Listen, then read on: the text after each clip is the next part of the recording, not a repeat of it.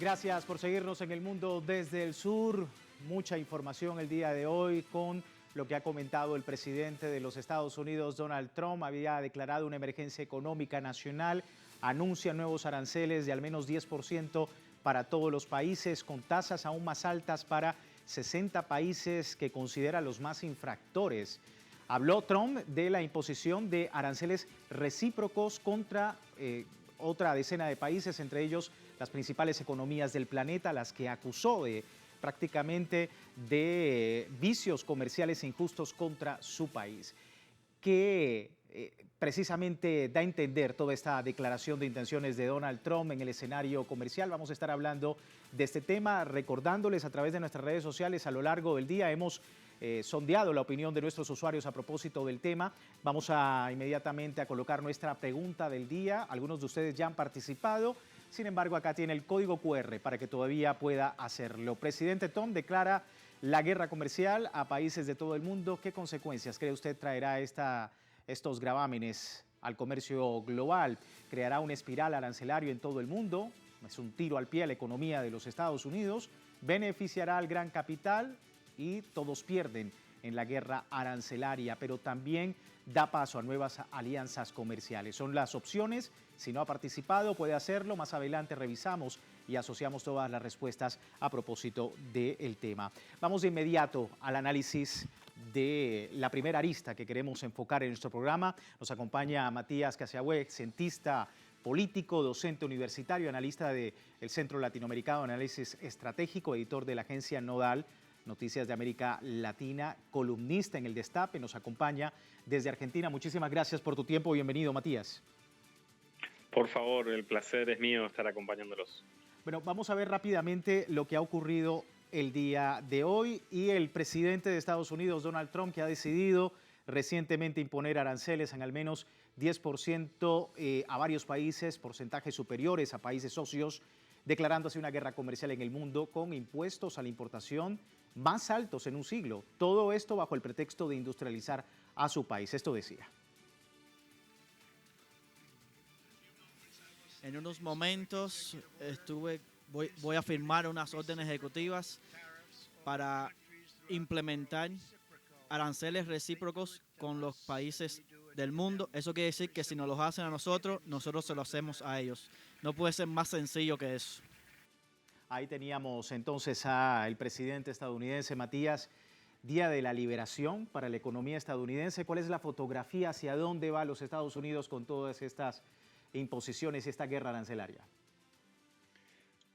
La fotografía de hoy en día es parte de una película muy interesante que confirma que no hay que mirar esto solo en el terreno de la economía, porque al fin y al cabo uno terminaría viendo una tablita de aranceles y una lectura econométrica que escapa a entender esto en una dimensión de economía política y una dimensión de geoestrategia, ¿no? Y de lo que significa la segunda llegada de Donald Trump a la Casa Blanca, ¿no? Estamos hablando de un reemplazo de un proyecto estratégico globalista por un proyecto estratégico neoconservador en el marco del gran capital de origen angloamericano, ¿no? Y Donald Trump, en representación de esas fuerzas neoconservadoras, lo que está haciendo básicamente es un repliegue, ¿sí? de sus fuerzas hacia los Estados Unidos, digo, desde sus fuerzas productivas, de sus fuerzas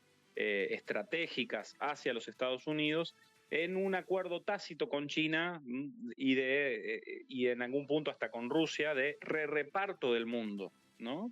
Me parece que viene por ahí esa lectura, no por casualidad, de hecho, los dos países que han estado ajenos a este arancelamiento general del comercio internacional son los dos miembros del TEMEC, ¿no? Estos son Canadá y México, que tienen que ver con, si se quiere, el espacio común, el espacio vital más próximo de ese repliegue, ¿no? Repliegue que significa ceder territorios a condición de preservar fuerzas para que sí, luego, en un segundo momento, con una economía estadounidense más fortalecida y direccionada desde el Estado, dar la batalla por ganar el siglo XXI, sobre todo fundamentalmente con China, que es por lejos el país más afectados por esta guerra de aranceles que Donald Trump hoy anunció. No es un día de liberación, sino es un día de la declaración de una guerra económica, ¿sí? Sobre todo contra China, en la discusión donde se dirimirá en los próximos 10, 15 años quién va a conducir los destinos de la humanidad en términos de economía capitalista en el siglo XXI. Y es una decisión que no deja indiferente a nadie. El plan del republicano se basa en restablecer la economía estadounidense, pues a extensas de estos aranceles, algunos bordaces para algunas regiones, un hecho histórico para la economía norteamericana, según el Ejecutivo. Matías, vamos a ver más información del tema. Trump informó que los productos provenientes de China van a cancelar 34% de aranceles, mientras que los provenientes de la Unión Europea un 20%, aquellos hechos en Brasil en un 10%. También denunció que Corea del Sur impone 65% de aranceles al arroz estadounidenses, mientras que Japón un 600%. Vincula el entorno de los aranceles con la riqueza histórica de Estados Unidos y la necesidad de evitar crisis como la Gran Depresión. El mandatario recordó que esta orden es respuesta a quienes presuntamente explotaron contribuyentes norteamericanos durante décadas. Y quiero preguntarte, con todo esto, ¿quién gana? ¿Quién pierde en realidad en esta guerra arancelaria en su comienzo? Hay que decir que en líneas generales la ciudadanía estadounidense en un primer momento va a sentir un durísimo impacto en el aumento general de los precios, ¿no? Y sobre todo de los precios básicos de la economía norteamericana en términos de mercado interno. Yo creo que hoy va a ser el gran perdedor porque lo que ha muerto hoy es, en algún punto, esa idea del mundo globalizado, ¿no? La idea de la aldea global, ¿no? Y que tiene que ver efectivamente con una reorientación estratégica del gran capital de origen angloamericano. Por supuesto que el sector manufacturero, con asiento en los Estados Unidos, va a verse beneficiado porque en el marco de estos aranceles va a ganar competitividad económica, va a forzar a que esas cadenas de valor manufactureras, industriales, intensivas, sobre todo en algunas ramas en particular, van a verse enormemente beneficiadas. El sector servicio, que es un gran empleador en la economía estadounidense, va a perder porque efectivamente los productos, las mercancías importadas van a estar muy encarecidas. El sector agropecuario va a tener una situación de empate. Efectivamente, Estados Unidos es una potencia agroalimentaria, no hay que olvidar nunca lo que significa la cuenca del Mississippi en términos de producción granaria, pero va a tener un relativo empate en función de la dinámica de colocación de los productos agroalimentarios estadounidenses en el mercado global y esas necesidades. Digamos, es un sector menos elástico en ese sentido, pero está claro que ahí hay un gran perdedor que va a ser la ciudadanía de a pie norteamericana, que va a ver, repito, muy encarecida la dinámica de vida de los Estados Unidos. Hay que ver si ese proceso de reindustrialización, ¿no? Significaría generación de mayores puestos de trabajo y en algún punto compensar lo que efectivamente por otro lado inevitablemente se va a perder, sobre todo en el sector servicios.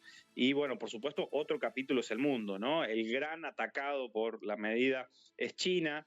También es cierto que hay países socios muy atacados. Tomó nota Israel, tomó nota Japón, tomaron nota algunos países como Singapur en el sudeste asiático, ¿no? Es interesante esa dinámica de entender esa situación en particular y también yo creo que la Unión Europea tomó nota que los Estados Unidos está recapitalizándose a expensas de ellos, ¿no? Y ese arancel al 20% es durísimo, ¿no? Te quería preguntar de esto, porque ya se observan los titulares en Europa: locura arancelaria, imposición injustificada, ilegal y desproporcionada, que también va a tener en su momento una respuesta proporcional a los anuncios. ¿Cómo ves el panorama en la Unión Europea? Hablabas de algunos países asiáticos, pero en ese particular, ¿cómo se reconfigura la Unión Europea?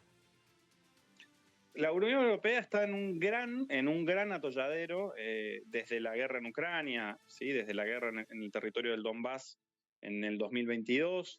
Está absolutamente beligerante a las posiciones de construcción de un acuerdo con Rusia para el logro de la paz que ha promovido Donald Trump desde la primera semana que asumió el 20 de enero de este año. Tiene un gran problema porque sobre todo el motor de la Unión Europea, que es esa alianza primigenia del gran capital germano-francés, ha perdido, ¿sí? Y se ha descapitalizado y ha perdido competitividad económica mundial en el escenario donde efectivamente ese motor económico, que es esa alianza germano-francesa, ha perdido competitividad industrial, ¿no? Y en ese marco, todo este camino de arancelamiento, que significa que la producción manufacturera ya golpeada de la Unión Europea va a perder, entre comillas, ¿sí? Posiciones de ventaja en el mercado estadounidense, que es un importante mercado de colocación de productos manufactureros, piensen en la industria automotriz europea, ¿no? Va a perder muy fuerte en ese escenario que la debilita aún más en el marco de el gran extravío estratégico que tiene la Unión Europea, producto de sus propios errores, producto de los errores tanto de conservadores como socialdemócratas, ¿sí? Que prefieren ser la cola del león a efectivamente ser un proyecto autónomo de desarrollo, y no por nada uno ve ese fenómeno del crecimiento, el ascenso de las fuerzas políticas neofascistas en Europa, que son las que mejor interpretan el malestar europeo, ¿no? Totalmente, y un escenario bastante interesante para los próximos meses. Si me permites, vamos a ver ahora cuáles son los aranceles impuestos a Latinoamérica. La guerra arancelaria de Trump, firmada este miércoles y calificada por el presidente como el Día de la Liberación, pues tiene datos que impactan también en el continente. El caso de Guyana llama la atención, 38% en gravámenes, siendo el país con los aranceles más altos de la región, y eso que Marco Rubio recientemente visitó ese país para supuestamente impulsar las prioridades de política exterior de los Estados Unidos del presidente Trump en el Caribe. Le sigue Nicaragua, que ocupa el segundo lugar con 18%, mientras que Venezuela enfrenta una tarifa del 15%, misma que se suma a las amenazas de Trump con imponer un 25% contra países que compren petróleo a Caracas, con ese objetivo de arremeter contra el pueblo venezolano. Y aquí quiero tu opinión, ya para finalizar, Matías, porque aparte de estos datos, también en Latinoamérica, en otros lugares del mundo, como en Asia, ya se ve, una reconfiguración también. Hablaba China, Japón, Corea del Sur, acuerdo trilateral, el más importante en años, que viene a dar respuesta a estas medidas de Donald Trump. Para finalizar, tu posición sobre esto y cómo se está reconfigurando también el Asia con toda esta situación. En el sentido, la descripción que has hecho es muy clara. Evidentemente, esto está promoviendo un reordenamiento de la economía mundial, ¿sí? Ya se acaba de morir hoy esta idea de aldea global. Estamos en un nuevo momento porque cambió la estrategia que conduce el principal actor de la economía mundial, que es los Estados Unidos, ¿sí? Creo que esto empuja un escenario donde China va a rearticular con mucha claridad el sudeste asiático, con acuerdos impensados con Japón, con Corea del Sur, pero con el marco de la ASEAN, ¿no? Y el RCEP como el gran espacio de articulación regional que China tiene en el sudeste asiático. Por otro lado, América Latina muy, entre comillas, golpeada, pero muy selectivamente. Creo que Venezuela sigue teniendo una carta de negociación muy profunda. Los Estados Unidos necesitan del petróleo venezolano y saben que no pueden ir contra él. Donald Trump y sobre todo el vicepresidente James Vance descreen profundamente de la oposición neofascista venezolana, que ha mostrado muy poca eficacia para pensar una conducción política del país por fuera de la revolución bolivariana y el liderazgo de Nicolás Maduro. Creo que al mismo tiempo esto resuelve las contradicciones de las fuerzas progresistas, de entender que el camino de América Latina es el de la unidad, de entender que hay una ventana de oportunidad en la negociación y en el entendimiento que China, Rusia y los países del BRICS están abriendo para la región. Creo que hoy también se acabó la discusión que Brasil dio el año pasado al ingreso de Venezuela. Creo que el 2025 es el año del ingreso de Venezuela a los BRICS. Me parece que hay que entender esto también desde América Latina como un escenario de oportunidad si se sabe construir inteligentemente la unidad y el entendimiento con ese mundo emergente que, repito, esta foto de hoy empieza a dibujar como película. Y una foto en el sur, por supuesto, estratégica de ahora en adelante con toda esta imposición de Donald Trump. Muy atentos e interesante el escenario allí también. Matías, muchísimas gracias por tu tiempo con nosotros. No, por favor, un placer. Ahí teníamos Matías Casiaweb, cientista político y docente universitario, analista internacional, hablando de lo que ha ocurrido hoy en Estados Unidos. Vamos a despedir esta primera parte del programa y les recuerdo, tiene tiempo de participar en la encuesta que hemos publicado en nuestras redes sociales. Al final de nuestra emisión analizamos los resultados. Aquí tiene el código QR. Más adelante vamos a ofrecer los detalles. Por lo pronto, una breve pausa y ya regresamos con más del mundo desde el sur. Ya venimos.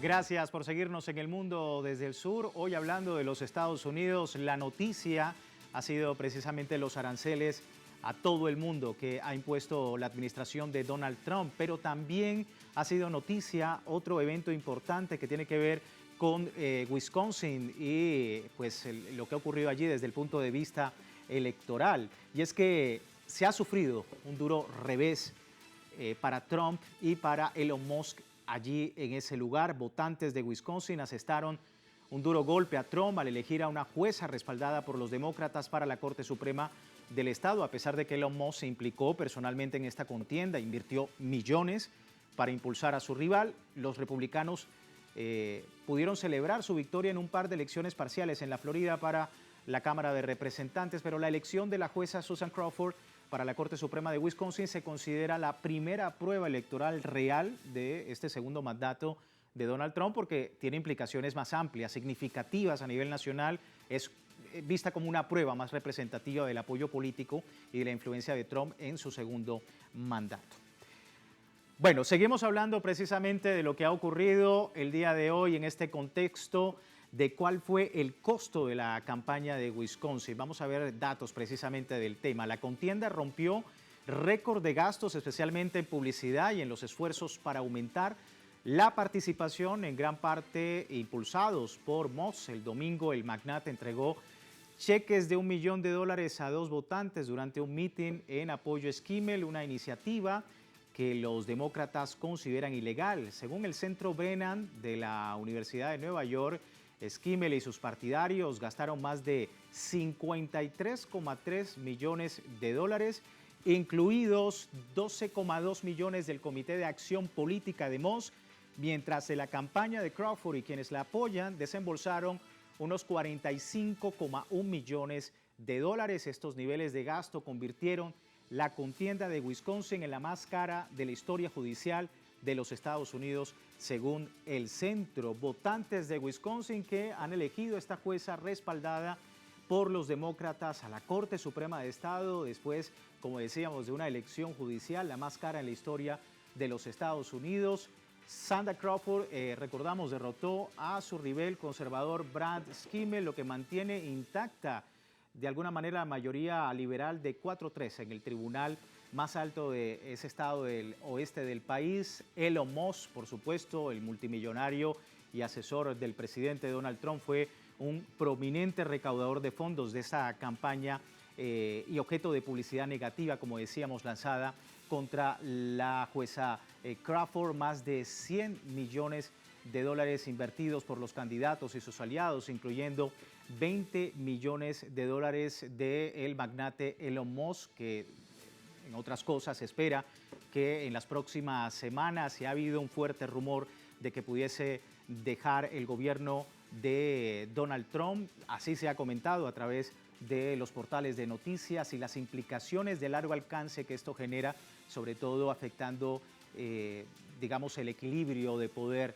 que tanto Donald Trump como Elon Musk han tenido en los últimos meses, con una campaña que efectivamente da a entender la compleja situación que pudiesen tener más adelante desde lo legal, desde lo jurídico, el presidente Donald Trump, y en medio de lo que ha sido una controversia por el trato inhumano que ha generado a la migración, no solamente venezolana, sino también a la migración de todo el continente. Recordemos, hubo recientemente un fallo en el que efectivamente la justicia norteamericana prohibía que se siguiese deportando de la manera inhumana como le estaba haciendo el presidente de los Estados Unidos, Donald Trump. Un error administrativo el día de ayer con un migrante salvadoreño da a entender que esta práctica precisamente se está dando también contra otros importantes, una importante población de migrantes con estatus incluso legal en los Estados Unidos. Muchas familias encuestadas, 60% de las familias encuestadas que han tenido por lo menos un migrante en su familia, pues sí, dicen sentirse muy temerosos de lo que pueda ocurrir. Incluso algunos no han podido ir a sus trabajos precisamente por estas medidas arancelarias, migratorias del presidente Donald Trump.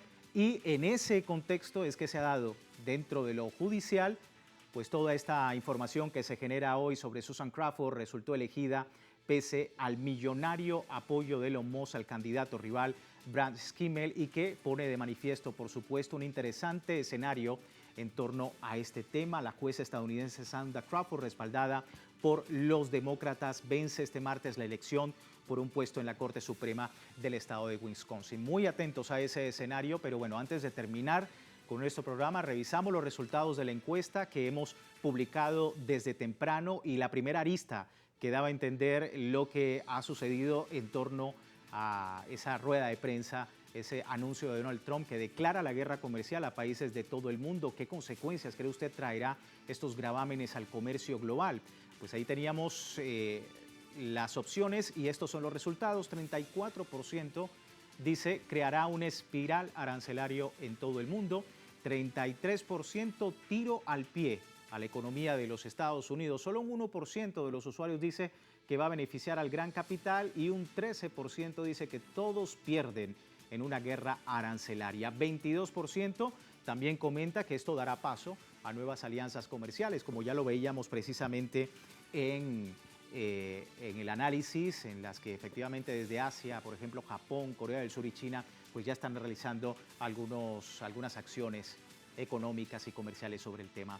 Quiero agradecerles a todos ustedes por mantenerse en sintonía de nuestro programa el día de hoy. Ha sido interesante ver las respuestas y más adelante, por supuesto, otro tema en el mundo desde el sur que dé cuenta de cómo se está mirando panorama político internacional y por sobre todas las cosas económico. www.telesurtv.net, siempre con nuestra señal en tiempo real desde cualquier parte del mundo, también a través del servicio informativo de Telegram, allí Telesur, con una mirada siempre del mundo desde el sur. Soy Luis Francisco Blandón, gracias por seguirnos.